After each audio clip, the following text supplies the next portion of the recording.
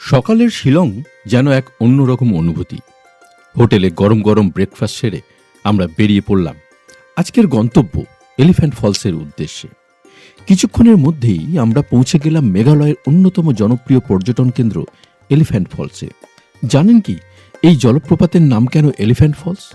British আমলে জলপ্রপাতের পাশে একটি বিশাল পাথর ছিল, যার আকৃতি অনেকটা হাতির মতো দেখতে ছিল।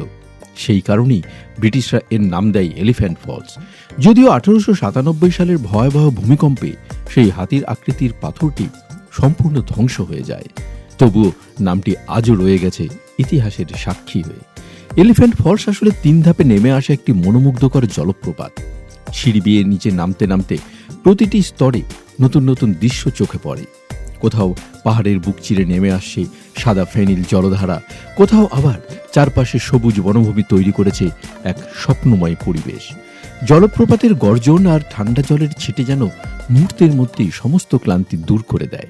শিলং ভ্রমণে যদি কখনো আসেন, তাহলে এলিফ্যান্ট ফলস অবশ্যই আপনার তালিকায় রাখবেন, কারণ এটি শুধু একটি জলপ্রপাত নয়, এটি প্রকৃতির সৌন্দর্য, ইতিহাস আর পাহাড়ি আবহের এক অনন্য মিলনস্থল।